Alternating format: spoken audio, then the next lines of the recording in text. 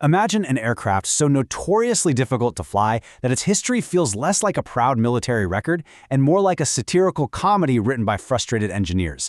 Today, we're diving into this explainer on the Blackburn Firebrand. It remains one of the most unlucky aircraft to ever grace a carrier deck, a true aviation tragedy, where the laws of aesthetics, the Royal Navy's rigid requirements, and basic common sense were locked in a constant three-way war. This machine was a pure victim of committee indecision. It was designed by a group that simply could not make its mind up. It was powered by an engine that was snatched away at the most critical moment, and it was ultimately forced to find a totally new purpose in a war that was already ending. So how did this bureaucratic disaster actually happen? Let's start with Act 1, a committee's flying nightmare.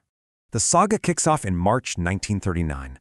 The British Air Ministry issued Specification N8/39 for a two-seat naval fighter to replace aging types like the Blackburn Skua and Fairey Fulmer. The Fleet Air Arm was totally stuck in an interwar mindset. They fully believed overwater operations absolutely required a second crew member for navigation and radio coordination, completely ignoring the fact that single-seat fighters across the globe were proving significantly faster and far more lethal. And the ministry's vision? Well, it was highly unstable, to put it nicely. They quickly spawned Specification N9/39, which suggested a four-gun power-operated turret, reflecting this lingering, misplaced confidence in the turret fighter concept.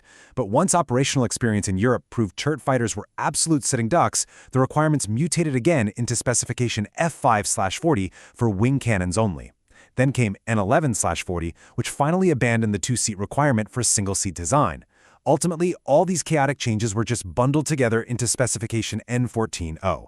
Just put yourself in the shoes of Blackburn's chief designer, G.E. Petty. He had to navigate 5 radically different sets of requirements in a single year just to get a working design off the ground.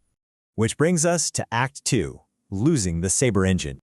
Amazingly, despite all that bureaucratic chaos, Blackburn's purpose-built B-37 carrier fighter actually emerged as the frontrunner against Hawker's P-1009 design. It held a theoretical advantage as a purpose-built carrier fighter, sure, but the real heart of the B-37 was the Napier Sabre 3 engine.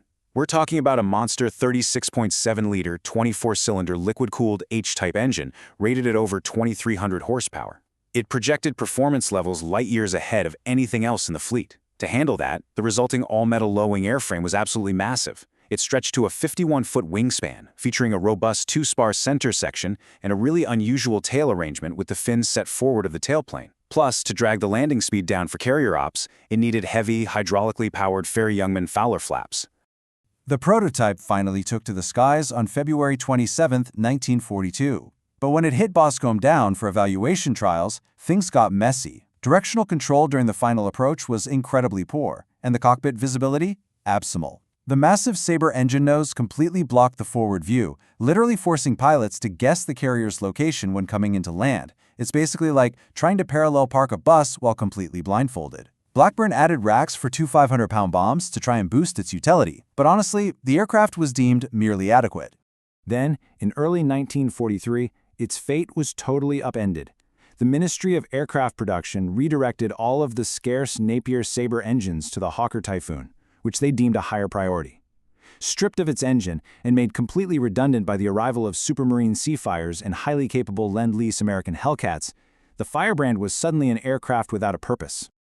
So they had to scramble. They reimagined it as a carrier-borne torpedo fighter just to exploit its sheer structural weight. Converting it into the TF Mark II meant they had to widen the center section by over a foot just to clear an 18-inch aerial torpedo beneath it. Naturally, this completely shifted the aircraft's center of gravity right before it flew again on March 31, 1943. Now for Act 3, taming the Widowmaker.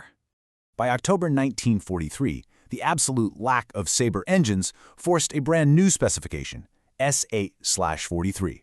They had to authorize a radical redesign around the Bristol Centaurus 7 radial engine.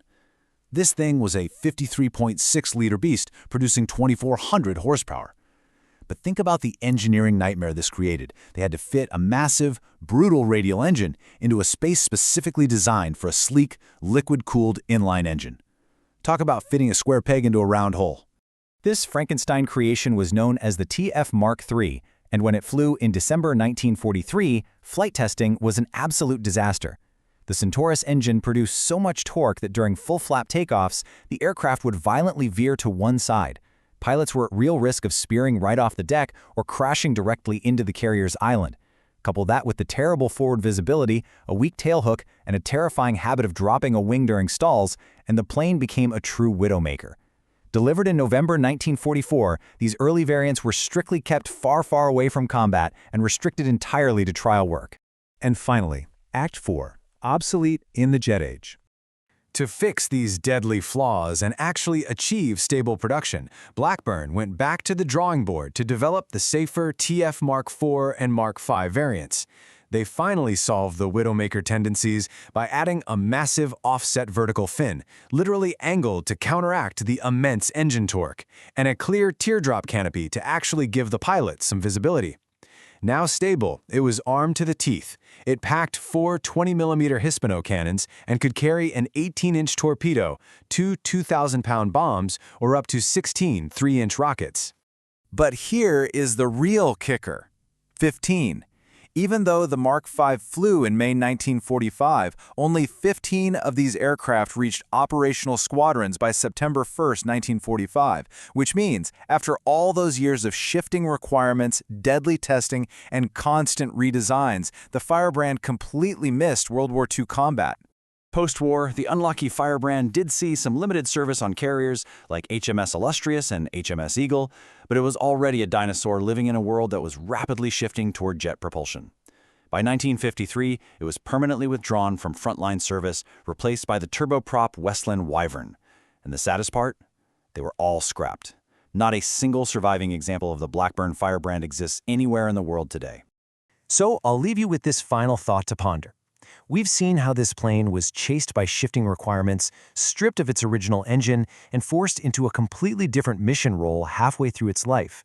When we look back at the Blackburn Firebrand, was it truly a failure of engineering, or was it simply the ultimate victim of bureaucracy? Just an unlucky aircraft that never had a fair shake. Thanks for joining me on this explainer, and I'll catch you in the next one.